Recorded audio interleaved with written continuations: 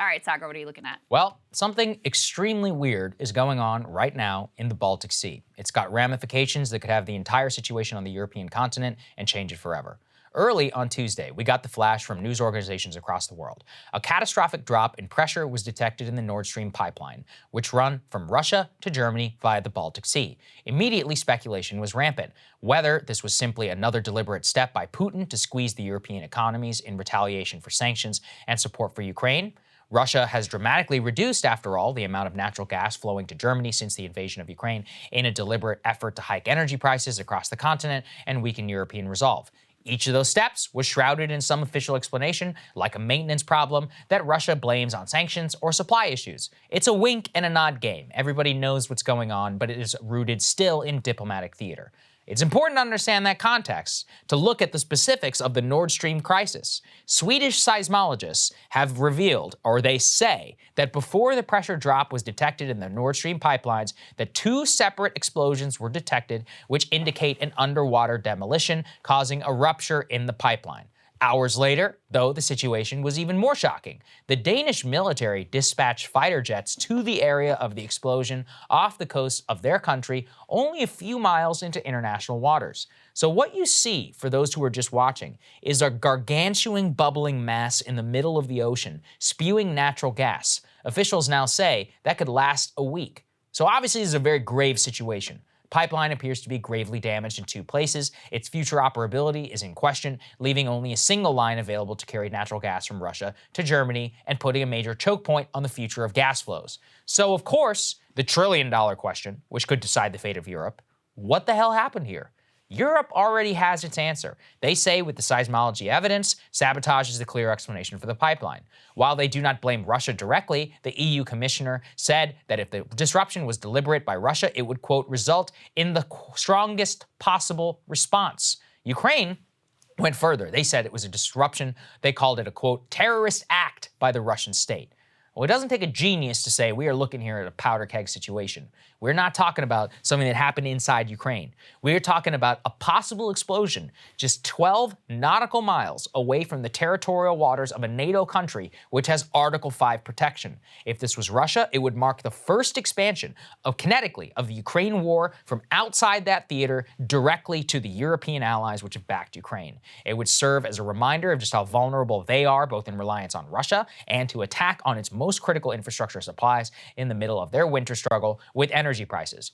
The thing is, we just don't know yet. That's why it's important to wait to formulate a response. Officials say it will take at least a week for the remaining gas in the pipeline to fizzle out before an investigation of what happened can begin.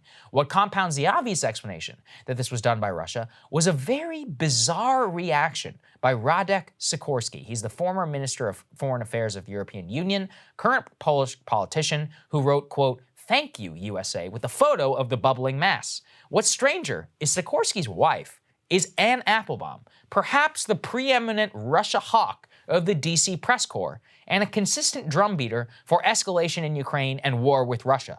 Sikorski appeared to imply it was the United States who blew up the pipeline, and further said, quote, "By the way, there's no shortage of pipeline capacity for taking gas from Russia to Western Europe, including Germany. Nord Stream's only logic was for Putin to be able to blackmail or wage war on Eastern Europe with impunity." He continues, quote, "Now $20 billion of scrap metal lie at the bottom of the sea, another cost to Russia of its criminal decision to invade Ukraine. Someone, quote, did a special maintenance operation." That's what he claims. Now, I guess I should state the obvious and say that nobody has admitted that the US or the West had anything to do with the attack, but it remains a very bizarre reaction with no explanation, no walk by the Polish government, the European Union, himself, or his wife at the time of this monologue.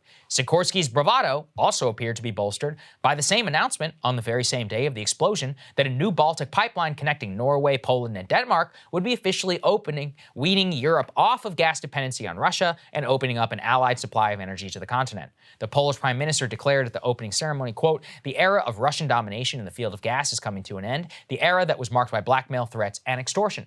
So that's the full picture of where things stand. I have no idea what happened to the Nord Stream pipeline. Unlike many so-called experts, I will not presume to tell you. I'm just going to end with this. Somebody did it right, so cui bono? Who benefits? The honest answer is, well, really anyone, which makes it weird. Emma Ashford of the Stimson Center actually put out a variety of theories. I think they are worth sharing all of them with you as we try and process this. One possible answer, Russia did it.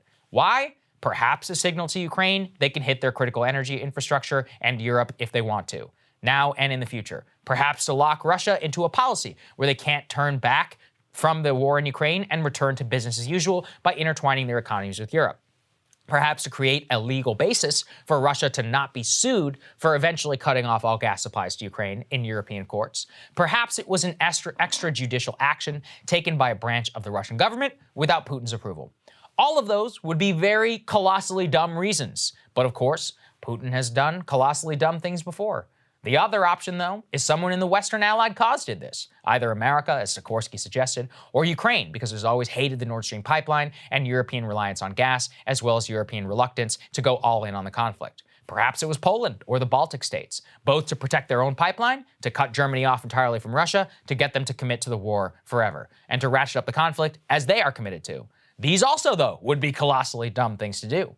Again, watch carefully. Wars have been started before on high-profile incidents which did not get the scrutiny that they deserved at the time. The USS Maine for the Spanish-American War, the Lusitania in World War I, the Gulf of Tonkin, the list is endless. Pay very close attention because this is a critical time for the world and for Europe. So I think that's the key. I don't know. Cable news is ripping us apart, dividing the country, making it impossible to function as a society, and making it impossible to know just what is true and what is false. But the good news is they are failing and they know it.